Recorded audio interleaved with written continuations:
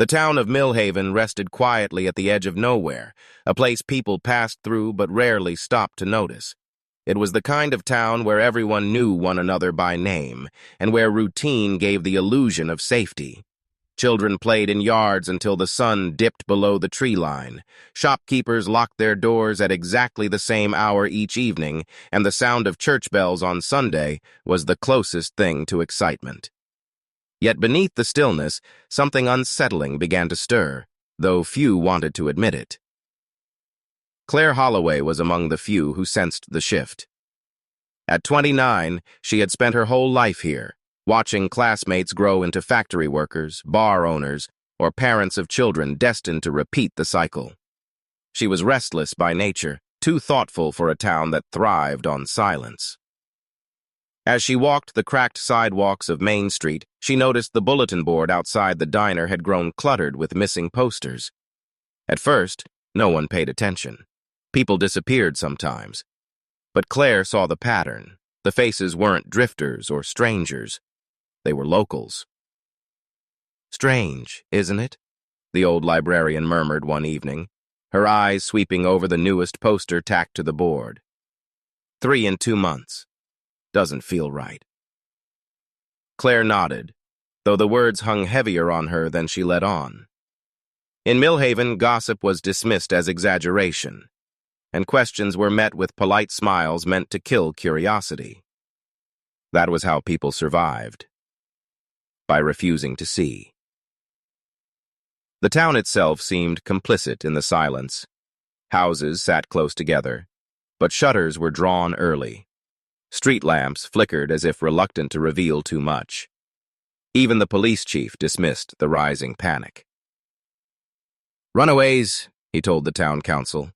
"Young folks chasing big cities. It happens." But Claire knew the truth was more complicated. She'd spoken to T.T. families, seen the photographs of empty bedrooms left exactly as they were, toothbrushes still in cups, phones abandoned on nightstands. Dreams of escape rarely left belongings so neatly behind. Millhaven was changing, even if no one wanted to face it. What unnerved Claire most was how quickly people tried to bury the unease. The missing were mourned in whispers, their names quickly replaced by recipes, gossip, and weather reports. Yet every time she walked home at night, Claire felt it. The heaviness pressing in from the woods, the sound of gravel crunching behind her when the street was empty, the way her skin prickled with the certainty that someone unseen was watching. The air grew colder as autumn settled in. Orange leaves curled against sidewalks, crunching beneath her shoes as she passed rows of dim windows. She stopped more often now, glancing back, scanning shadows that seemed too dense. Sometimes she thought she saw movement, a curtain twitching, a figure just at the edge of her vision, only to find nothing there. Inside her, a quiet fear bloomed. Not just for the missing, but for the truth she suspected no one else was brave enough to face. Evil did not belong to faraway cities, nor did it wear a mask of chaos. In Millhaven, it wore the face of normalcy. As Claire locked her door that night, she paused at the window, staring out into the sleepy street. For a long moment, she thought she saw a man standing beneath the streetlight, too still, too patient. But when she blinked, the space was empty. Somewhere in the quiet heart of Millhaven, a predator was already walking among them, unnoticed, unremarkable, and waiting. And tomorrow, they would all see him smile. Morning light washed Millhaven in a pale glow, the kind of brightness that pretended to drive away unease but failed to touch the roots of it. Claire woke unsettled, her mind replaying the shadow she thought she'd seen beneath the streetlight. She told herself it was nothing, a trick of fatigue and nerves. Yet somewhere else in town, the figure she imagined had already risen, prepared to move through another day unnoticed. His name was Michael Arden. To most, he was just another face in Millhaven, a man who worked odd jobs, mowed his lawn, and waved politely to neighbors. If someone were to describe him, the words would sound harmless: mid-30s, clean-cut, soft-spoken. He was the type of man who seemed to fade into the background of a room, neither too charming nor too cold, existing in that gray space that made people forget him the moment they looked away. But Michael relied on that forgettability.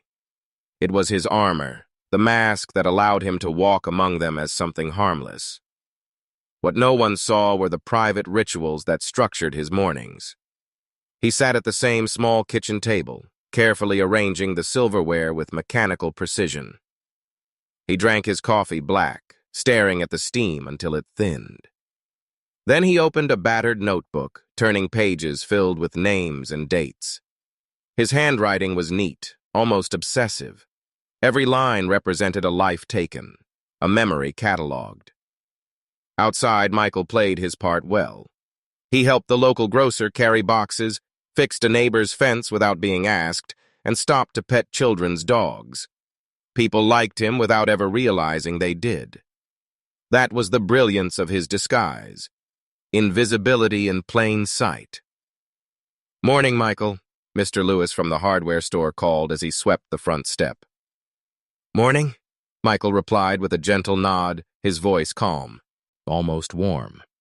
No one noticed how his eyes lingered longer than necessary, studying movements, memorizing routines. To him, Millhaven was not a sleepy town, but a stage, its people props in his performance. Claire crossed paths with him that afternoon outside the diner. She was still thinking about the missing posters when he appeared, holding the door open with a polite smile. "After you," he said. She thanked him, her eyes brushing his face for only a moment. Something about him unsettled her, though she couldn't explain why. He was polite, ordinary. That was the problem. People like him weren't supposed to feel dangerous. From across the diner, Michael watched Claire sit near the window. She stirred her coffee absent-mindedly, her mind clearly elsewhere. He studied her with the same detached curiosity he applied to all his potential subjects. Not yet, he thought. Not her. But the seed of interest was planted. The world around him blurred when he entered these states of quiet observation. He noticed everything others overlooked. The nervous tapping of a man's foot beneath the table, the way a waitress avoided eye contact, the tremor in Claire's hand as she lifted her cup. Details that painted vulnerabilities, details that marked prey. Narration carried the tension. Michael was not a man to chase recklessly. He thrived on patience, on the thrill of waiting until no one suspected. The smile he gave was always measured, never too wide. The words he spoke were chosen for their harmlessness. He was the kind of man parents trusted, the kind of man police overlooked, the kind of man no one ever believed could be capable of horror. But inside, a hunger stirred. Quiet, insistent, impossible to ignore. He thought of the ones he had already taken, their faces flickering in his mind like fading photographs. The notebook would need new pages soon. The day passed without incident, and Michael returned home. The curtains were drawn tight, the lock secured. He sat in his chair, staring into silence. For hours he did not move, only breathed, as though conserving his strength for the nights to come. Elsewhere, Claire closed her blinds, still haunted by the figure she thought she'd seen the night before. She didn't know his name yet. She didn't know the danger was not imagined, but real, sitting only blocks away. The shadows had always been part of Millhaven. What no one realized was that one of those shadows already had a name, a face, and a place at their table. And soon, the town would feel his presence not as suspicion, but as loss. Autumn deepened in Millhaven, the kind of season that painted the town in beauty while quietly swallowing it in silence. Orange leaves scattered across sidewalks, masking the unease beneath the crunch of every step. On the surface, life continued as always. School bells rang, church pews filled, the diner clinked with plates and silverware. But beneath it all, a pattern was forming that no one could ignore for long. The first disappearance had been brushed aside as coincidence. A teenage boy named Daniel never came home after basketball practice. His parents insisted he was responsible, too grounded to vanish by choice.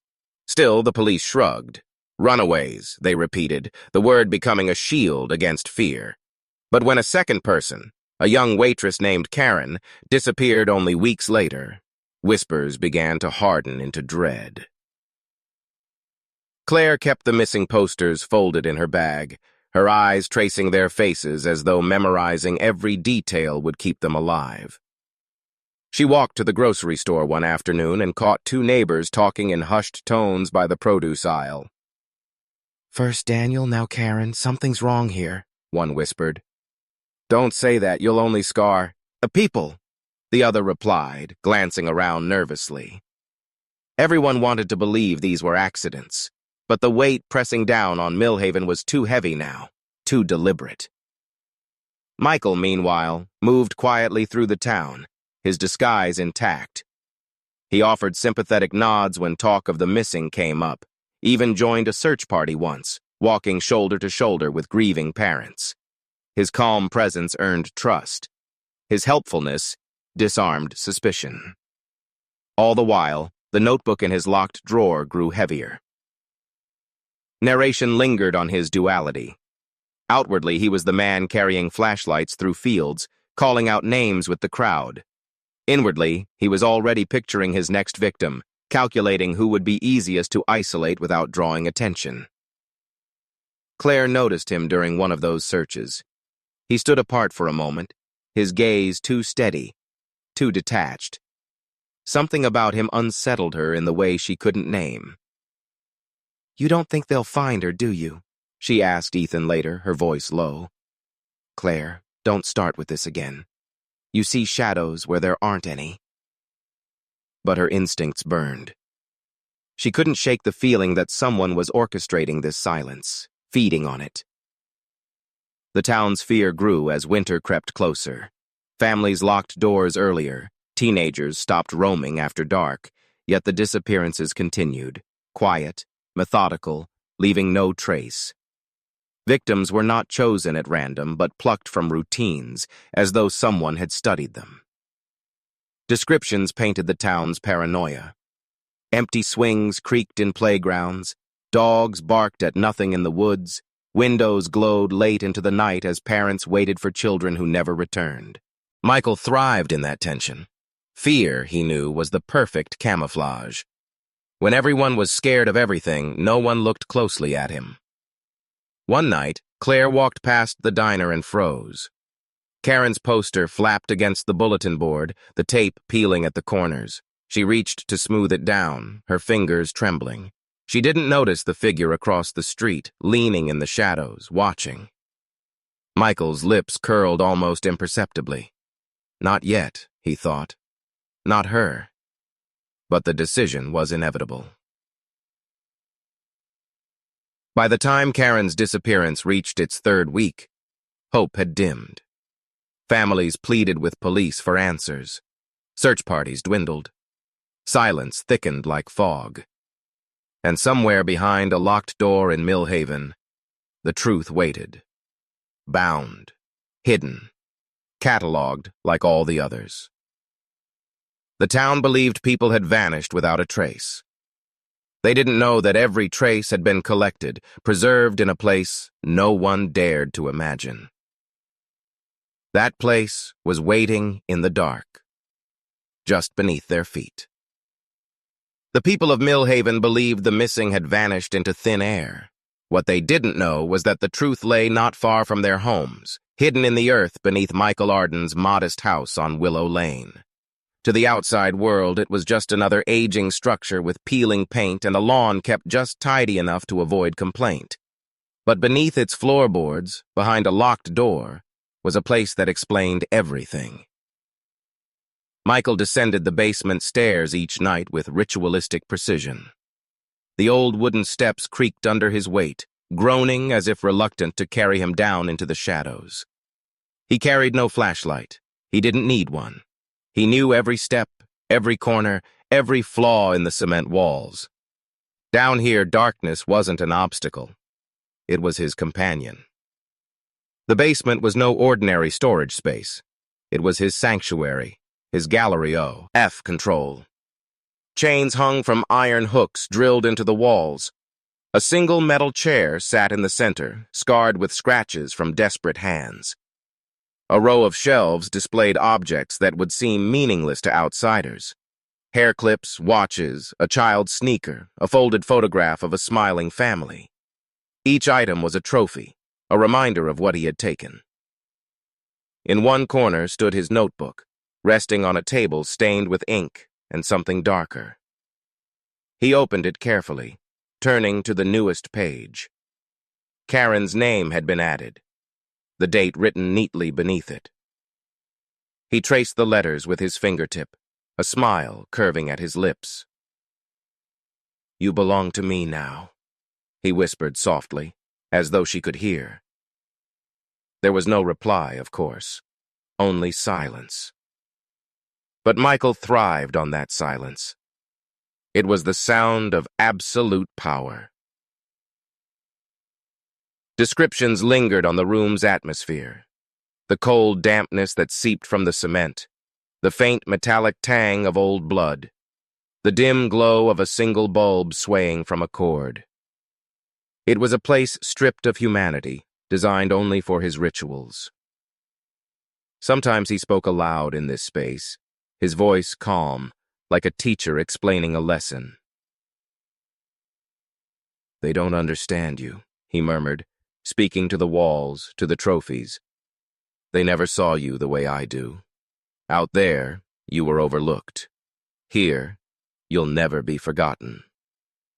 This basement was where his duality lived unmasked. Above ground, Michael was the helpful neighbor, the quiet man at the diner. Down here, he was himself. Meticulous, calculating, demonic in his devotion to control. Narration revealed his mindset. He didn't see himself as a killer. He saw himself as a curator of moments, a collector of lives. Each disappearance was not an accident, but an addition to his private archive. He believed he was preserving them, immortalizing them in his own twisted way. One evening, as the wind howled outside and the town huddled behind locked doors, Michael prepared the basement again. The chains rattled softly as he adjusted them. He placed a fresh journal beside the chair, ready for new entries. He could already feel the pull of his hunger, the need to select another subject. Upstairs, the house was silent, almost ordinary. But below, the basement throbbed with menace, a secret heartbeat buried beneath the town's quiet routines. Michael sat for a long time in the chair meant for others, staring at the walls, inhaling the damp air. In his mind, he replayed the moments of abduction, the pleading eyes, the futile resistance, the surrender. Those memories kept him alive, kept him steady. And yet, they also fed the growing need to act again. The last thing he whispered before extinguishing the bulb that night was not to the trophies, but to himself. "She's next. She doesn't know it yet." He was thinking of Claire. Meanwhile, across town, Ethan Holloway wrestled with a memory he could no longer ignore, the sight of Michael's truck idling near Karen's last known location. He had told himself it was nothing, just coincidence. But as the missing posters multiplied, guilt gnawed at him. By morning, his silence would weigh too heavy to bear. Sleep did not come easily to Ethan Holloway. That night he tossed and turned, the image of Michael Arden's truck burned into his memory. He had seen it weeks ago, parked near the diner at the very hour Karen vanished. At the time, it hadn't seemed important. A man waiting in his truck was nothing unusual. But now, as aces on missing posters multiplied, that detail returned to gnaw at him like a splinter he couldn't pull free. By morning, his exhaustion showed in the dark circles beneath his eyes. He sat at the kitchen table, staring at his untouched coffee, while his sister Claire spoke quietly about the search parties. "They're organizing another one tonight," she said. "I think I'll go." Ethan's stomach tightened. He wanted to speak, to spill the secret that weighed on him, but the words caught in his throat. What if he was wrong? What if accusing Michael destroyed an innocent man's life? Mill Haven was a small town. A single rumor could brand someone forever. Yet he couldn't forget the way Michael had looked during the last search. Calm, detached, as if he were playing a part rather than truly searching. That memory chilled him. Narration pressed into Ethan's thoughts. He was not a man prone to paranoia. He prided himself on being practical, grounded. But silence was beginning to feel like complicity. If Michael was involved, then every day Ethan kept quiet was another day someone else might vanish. That night, he walked through town alone. The streets were hushed, houses glowing faintly with lamplight behind curtains. His footsteps echoed against cracked pavement. Every window seemed to watch him. Every shadow carried weight. He tried to convince himself he was imagining things, yet his guilt only grew heavier. He stopped outside the diner, staring at Karen's poster. The smiling photograph seemed to accuse him directly. He clenched his fists. "I should have said something," he muttered under his breath. The sound startled him. A man passing by gave him a curious glance before moving on. Ethan lowered his head, ashamed. Later, he found Claire waiting in her living room, her face pale with worry. "You've been quiet lately," she said softly. "What's going on?" Ethan hesitated, torn between the safety of silence and the danger of truth. Finally, he exhaled, his voice unsteady. "I saw Michael the night Karen disappeared. His truck was right there, near the alley." Claire's eyes widened, her expression caught between disbelief and dawning fear. "Michael Arden?" she whispered. "Are you sure?" "I'm not sure of anything," Ethan admitted. "That's the problem. I didn't think it mattered then, but now I can't shake it." Description captured Claire's unease. Her fingers twisted the fabric of her sweater, her gaze drifting to the window as though expecting someone to be watching. "If you're right," she began, then stopped, swallowing hard. "If you're right, Ethan, then he's still out there." The silence between them stretched, heavy and suffocating. Neither wanted to imagine what Michael might be doing at that very moment. Ethan rubbed his temples. He could already hear the town's response if he spoke up. Dismissal, laughter, accusations of paranoia. But what if he stayed silent, and another face appeared on the bulletin board? Narration revealed the true conflict. Ethan was afraid of being wrong. He was afraid of being right. Because if he was, then the horror unfolding in Millhaven was far worse than anyone dared believe. The next morning, he drove past Willow Lane, slowing as he approached Michael's house. It looked painfully ordinary. Curtains drawn, a car in the driveway, the lawn trimmed just enough to appear respectable. Nothing about it screamed danger. And yet Ethan's chest tightened as if the ground itself whispered a warning. He gripped the steering wheel, torn between pulling over and driving away. In the end, he chose the latter, fear winning over conscience. But conscience had a way of circling back. As he drove on, Ethan told himself he couldn't carry the weight much longer. Something had to break. And Michael, behind those drawn curtains, was already preparing for his next performance.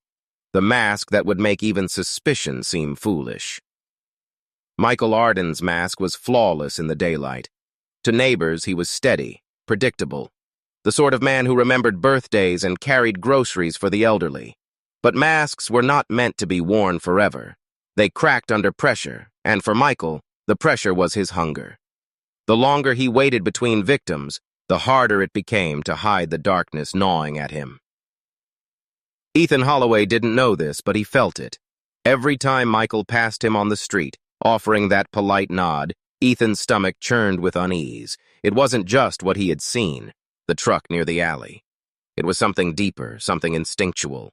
Michael's presence no longer felt neutral. It felt threatening. Narration carried the unease. Ethan's silence was breaking him, yet he feared speaking would make him sound paranoid. Meanwhile, Claire began watching Michael too, quietly, subtly, as if piecing together her brother's confession with her own instincts. Suspicion was no longer just Ethan's burden. It was spreading. Michael, unaware of the whispers growing around him, set his sights on someone new. Sarah Whitmore was 22, fresh out of college and working part-time at the library. She was friendly, trusting, the sort of person who greeted everyone with the same warmth. To Michael, she was perfect. He approached her casually one afternoon, carrying a stack of books he didn't need. "You always look busy," he said, his tone light, carefully measured. Sarah smiled, brushing hair from her face. "It comes with the job, but at least I get to read for free." "That's a good deal," Michael replied, letting his smile linger just enough to feel genuine. Description set the scene. The library bathed in muted sunlight, the quiet rustle of pages, Sarah's easy laughter. Michael's shadow stretched across the floor, long and dark, barely noticeable against the calm. He began visiting often, never staying long, never doing anything suspicious. He asked about books, about her plans, about small details of her life. His charm was understated, designed to disarm. To Sarah, he seemed kind, maybe even lonely. But cracks in the mask began to show. One evening, Sarah mentioned walking home after her shift. Michael's eyes lingered too long. His voice, though calm, carried a strange intensity. "You shouldn't walk alone at night," he said. Sarah hesitated, uneasy for the first time. "I've been fine so far." Michael's smile returned, but it didn't quite reach his eyes. "It only takes once." The moment passed, but the seed of discomfort had been planted. Narration drew the contrast. To Sarah, it was a fleeting oddity, easily forgotten. To Michael, it was a slip, the hunger showing through the cracks of his performance. He hated himself for letting it show, yet at the same time, the thrill of revealing a piece of his true self sent a shiver through him. Elsewhere, Ethan confided again in Claire. "I can't stop thinking about him. Every time I see his face, I feel like I'm staring at a lie." Claire's reply was steady, her voice low. "Then maybe it is a lie. Maybe we're the only ones who can see it." Her words deepened Ethan's guilt, but also sharpened his resolve. If Michael's mask was slipping, someone had to catch it before another life was lost. That night, Michael sat alone in his basement, flipping through his notebook. He stopped at Sarah's name, freshly written in neat letters. He tapped the pen against the page, smiling faintly. "Soon," he whispered. The basement seemed to echo back his word, amplifying it. Soon. Above ground, Millhaven was stirring with suspicion, but Michael didn't care. He had chosen his next subject, and nothing thrilled him more than the hunt. For Claire and Ethan, the unease was about to evolve into something more urgent. Because when the mask slipped again, it wouldn't be in whispers or glances. It would be in blood. The tension in Millhaven was no longer invisible. It lived in the air, in the way conversation stopped when Michael entered a room, in the hushed looks exchanged at the diner. The town that once adored him now studied him with quiet suspicion. The cracks in his mask had not gone unnoticed, and for the first time, Michael felt eyes on him the way he had once stalked his victims. Yet outwardly, he played his part with perfection. He smiled at Sarah in the library, waved to neighbors, shook hands at church. But every movement now felt heavier, like an actor forgetting his lines mid-performance. The hunger inside him grew louder, impatient, whispering that the act was no longer worth maintaining. For Ethan, the silence had become unbearable. The image of Sarah's nervous laugh when Michael warned her not to walk home alone replayed in his mind. He couldn't watch another person disappear. He met Claire on the back porch of her house, the cicadas humming through the night air. His voice trembled, not with fear, but with the weight of inevitability. "If we don't say something, someone else is going to vanish." Claire folded her arms, her eyes fixed on the dark road ahead. "Say something to who? The sheriff who thinks Michael's a saint?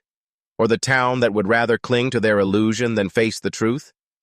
"Then we say it louder," Ethan snapped. "We make them listen." The argument burned between them. Claire's logic told her silence was safer, but her gut, sharpened by Ethan's told her he was right. Narration carried their conflict into the town itself. The next day, Ethan finally spoke out at the diner, his voice cutting through the chatter. He told anyone who would listen about the truck he'd seen near the alley, about Sarah's sudden unease. The diner fell silent. Forks hovered above plates. Eyes flicked toward Michael, who sat in the corner booth with his coffee, pretending not to hear. The silence was suffocating. Description etched the scene. The flickering neon light outside the window, the sound of the clock ticking on the wall, the way Michael's hand tightened on his mug, but his face remained calm. "You're talking nonsense," he said finally, his voice smooth, steady. "You've had it out for me since the day you got here." Ethan met his gaze, refusing to back down. "Maybe. Or maybe I just see what the rest of you refuse to." The room felt like a powder keg. No one moved. No one spoke. Michael's mask was still intact, but for the first time the edges trembled.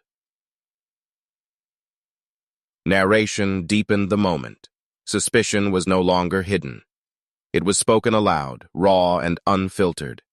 And once spoken, it could not be undone. Michael stood, placing money on the table, his smile faint, but his eyes colder than the town had ever seen. "Careful, Ethan," he murmured as he passed. "Accusations have a way of coming back to you." The threat was subtle, but everyone heard it. That night, Millhaven did not sleep easily. Doors were locked earlier, windows double-checked. Parents held their children closer. A ripple of fear had been loosed, and once fear took root in Millhaven, it spread quickly. Ethan, pacing his small living room, knew he had crossed a line. Michael would not forgive a public challenge. Claire knew it too. The town had reached its breaking point, and so had Michael. Down in his basement, Michael stared at Sarah's name again, then crossed it out. His hunger had shifted. He wrote a new name, Claire. The pen dug so deep into the page it nearly tore through. Narration tightened the noose. Michael was no longer a step ahead. He was circling his prey openly now, his mask cracked beyond repair. The hunter was preparing to make his move.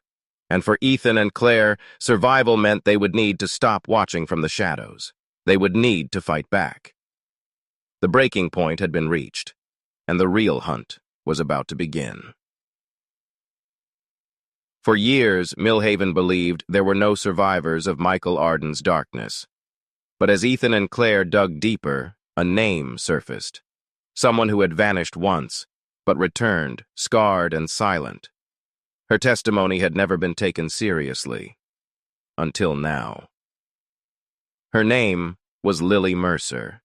She was 29 now, living in a trailer on the outskirts of town, her life marked by shadows.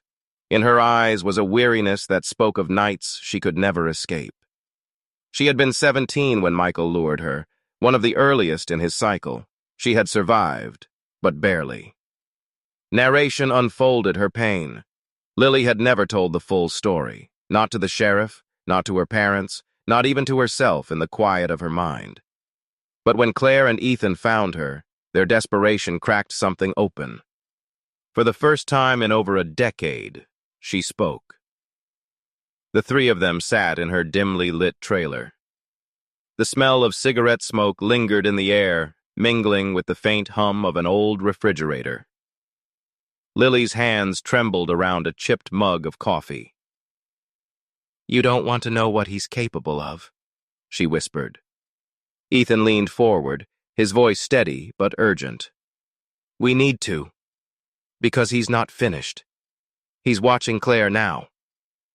Lily's eyes flicked to Claire, softening for a moment, as if recognizing a younger version of herself. Then she nodded, her voice quivering.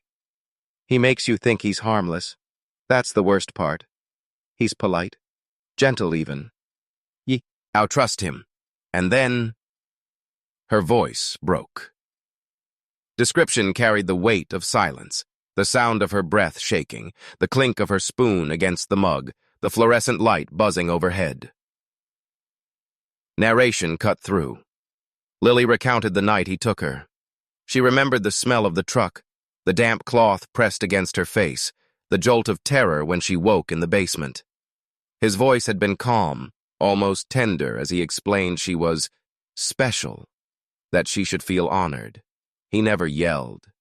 He never raged. That was his cruelty. He made horror feel like routine. He kept me there for 3 days, Lily said, her words jagged. No screaming, no chains, just him, talking to me like I was his guest. But every time I looked at the door, he'd smile, like he wanted me to try, like it was a game. Claire's stomach nodded.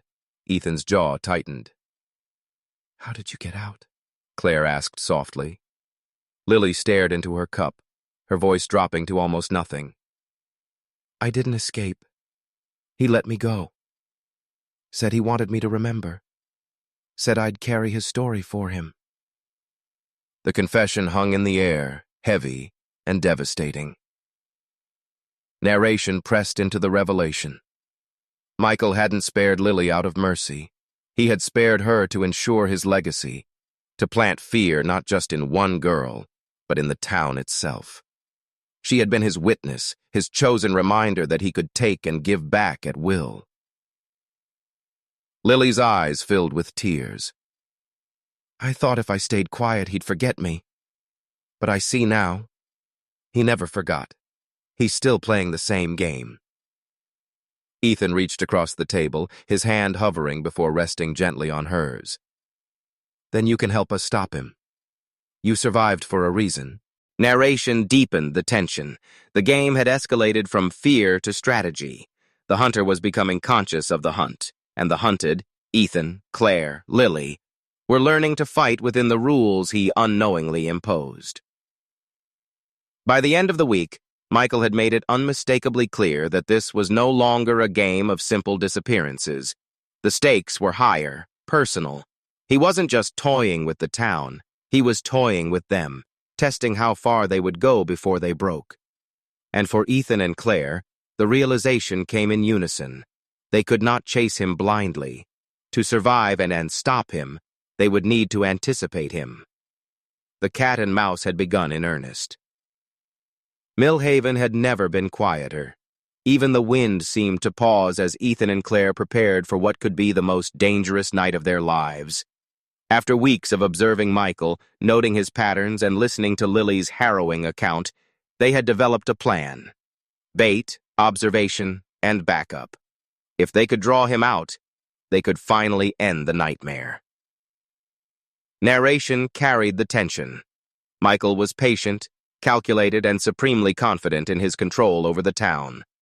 But even the most meticulous predator could be lured if he underestimated the persistence of those who had seen behind the mask. Ethan and Claire's strategy relied on that miscalculation. The smallest opening could bring everything crashing down. They positioned themselves near Willow Lane, where Michael's house sat innocuous under the soft glow of streetlights. Police cruisers were discreetly stationed around the perimeter, their engines off, radios silent but ready. Claire's hands shook as she checked her phone for the time. He won't expect us to act tonight, Ethan whispered. Not yet. We have to wait until he takes the bait. And if he does? Claire asked, voice tight with anxiety. Then we follow the PL. And no improvisation. Don't let him see fear. Description painted the scene. Leaves rustled across empty sidewalks, shadows pooled in corners, and the low hum of distant street lamps made every movement seem larger than life.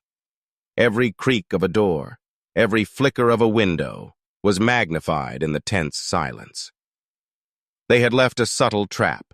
A note slipped under Michael's door, claiming a new victim had been spotted alone near the park, a ruse designed to lure him out. It was enough to pique his curiosity, and curiosity, Ethan knew, was Michael's weakness. Minutes stretched like hours. Then, a figure emerged. Michael.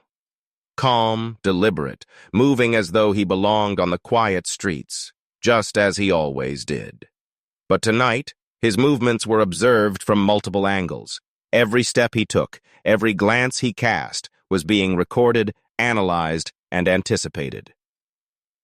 Narration intensified the suspense. For the first time, the hunter became aware of the trap around him. His eyes flicked toward the shadows, noting anomalies. He calculated, weighing whether to retreat or continue. Michael's mind raced, but so did Ethan's and Claire's, their adrenaline sharpening every sense. "He's suspicious," Claire whispered, gripping Ethan's arm. "Let him come closer," Ethan replied, voice low. "He needs to feel in control to fall into it." Description emphasized the tension. The street seemed suspended, fog curling around the dim light, the leaves crunching under unseen footsteps, a distant dog barking as though to warn. Every detail was magnified, and every breath seemed audible. Michael paused near the bait, his gaze flicking toward the note lying provocatively by the curb. He crouched, scanning the surroundings, sensing the trap without fully realizing it. Then he moved forward, cautious but confident. Suddenly, lights snapped on. Police radios buzzed to life. Officers stepped out from hiding and surrounding him. Michael froze, the calm predator now caught in a web of planning that even he could not slip from. "Michael Arden," one officer called. "Hands where we can see them." Possibilities, realizing his misjudgment. The mask cracked fully now, revealing the tension beneath, the subtle panic that he had never let anyone see. Ethan and Claire watched narration captured the internal shift. The predator's mind raced, plotting escape, analyzing from their cover, hearts pounding. Their strategy had worked. The trap had been set, and Michael, confident in his omnipotence, had walked straight into it. For the first time, Millhaven's nightmare felt tangible, capturable, and finally within reach. The moment Michael Arden was led from his house in handcuffs, Millhaven felt a tremor of disbelief run through its streets. The man who had smiled, waved, and helped neighbors for years was now the epicenter of a nightmare no one had truly imagined. Behind the calm exterior lay a truth far darker than anyone dared suspect. A meticulous, remorseless serial killer whose acts of cruelty had gone unnoticed for years. Narration carried the weight of revelation. The town had been living alongside a predator, a shadow in plain sight. Police unlocked the basement door, revealing the horrors hidden below. Chains still hung from hooks, objects collected from victims lined the shelves, and Michael's notebook, thick with names, dates, and meticulous details of each disappearance, sat at the center like a grotesque trophy. Claire and Ethan stared, horror frozen on their faces. Words failed to capture the magnitude of what they saw. The realization hit that Michael had not just taken lives. He had curated them, observed them, controlled them in ways that blurred morality and madness. "All of this? He did this?" Claire whispered, voice trembling. "Yes," Ethan said, his jaw tight, eyes never leaving the notebook. "And for years, nobody saw it coming." Description amplified the scene. Dim fluorescent lights flickered above, casting long, eerie shadows across the basement. Walls. The smell of dust, decay, and something metallic hung in the air. The silence was broken only by the low murmur of officers cataloging evidence. Narration highlighted the psychological dimension. Michael's crimes were not impulsive. They were calculated, deliberate, and designed to feed his obsession with control. Each victim had been selected carefully, studied meticulously, and subjected to a level of manipulation that made them invisible to the world. His outward mask of normalcy was the tool that allowed him to operate undetected. The true horror lay in his ability to appear human while orchestrating unimaginable suffering. Michael, sitting in the interrogation room, remained eerily composed, almost proud. "I did what I had to do," he said softly. "They were special, important, and I preserved them in my own way." "Special?" the detective snapped, slamming a folder on the table. They were people, Michael. Children, teenagers, women. You ruined lives. I gave them meaning, he replied calmly, eyes cold and unwavering. Claire watched him, a shiver running down her spine. She felt the full scope of his manipulation, the way he had turned a town into his stage, how fear had become his instrument, and how meticulously he had maintained control over every interaction. Narration emphasized the town's reaction as news spread. Parents held their children tighter. Neighbors recoiled in disbelief, and for the first time, the community truly confronted the evil that had lurked in their midst. Missing posters were no longer mere reminders of absence. They were evidence of calculated terror. Lily Mercer, the survivor, spoke publicly for the first time. "He made me feel like I was nothing and everything all at once," she said, voice shaking. "But he underestimated us. We survived. We're here to stop him." Description conveyed the collective atmosphere. The courthouse steps crowded with people holding candles, shadows flickering across worried faces, the wind carrying whispers of disbelief, and the sky heavy with the weight of revelation. Narration reflected on Michael's psyche. He believed himself untouchable, untarnished by morality, untethered from the consequences of human emotion. But the trap had shown him that even the most careful predator could be ensnared. His mask was gone, his secrets laid bare, and the demonic truth he had hidden for years would never be forgotten. For Claire, Ethan, and the town, the realization was a mixture of horror and relief. Evil had a name, a face, and now, finally, accountability. And while the scars of Michael's actions would never fully heal, the exposure of his truth meant that the darkness he had cultivated would no longer roam freely. Millhaven awoke to a quiet it had not known in years. The streets no longer trembled with suspicion, nor did parents hold their children with the same urgency as they once had.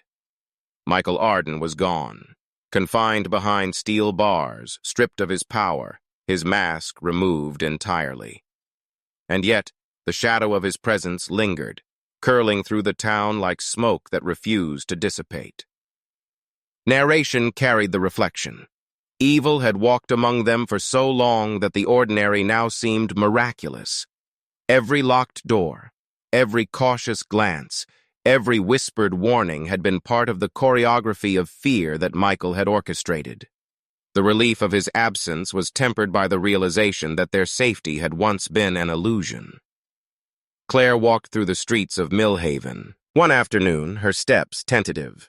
The town was recovering, but she could still see the echoes of terror in the empty playgrounds, the boarded-up windows, and the cautious way neighbors greeted one another. She passed the diner, once a place of casual chatter, now a gathering point for whispered recollections of the past. "It's hard to believe it's over," she said quietly to Ethan as they walked side by side. "It is," he replied, his voice low, yet steady. "But it's not really over. Not for the memories. Not for the people who survived it." Description painted the scene. Leaves skittered across cracked sidewalks, the wind rustled through skeletal branches, and the late afternoon sun cast long shadows over a town learning to breathe again. The air was lighter than it had been in years, but the memory of dread lingered in pockets like footprints in dust.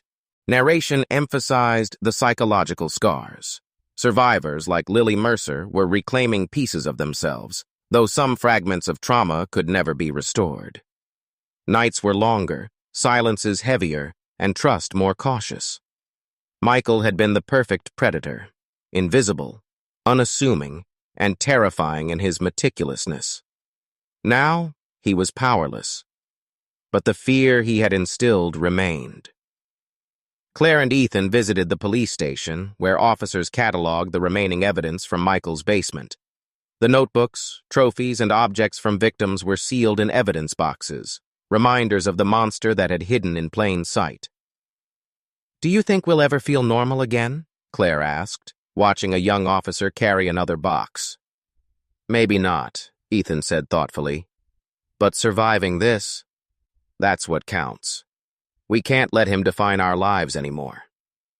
Description reinforced the haunting yet hopeful tone. Sunlight reflected off the polished evidence cases, casting distorted reflections of the objects within. A gentle breeze rattled the courthouse flags, whispering of both sorrow and resilience. Even the shadows of Michael's former playground seemed smaller, receding as the town slowly reclaimed its streets. Narration reflected on Michael himself. Behind bars, he remained composed, still meticulous, but stripped of the power he had wielded for years. He was a forgotten monster in the sense that the world now saw him, not as a neighbor or friend, but as the pure embodiment of calculated evil. His influence had ended, but the lessons of vigilance, observation, and instinct would remain. Claire visited Lily later, and they spoke quietly in the survivor's small home.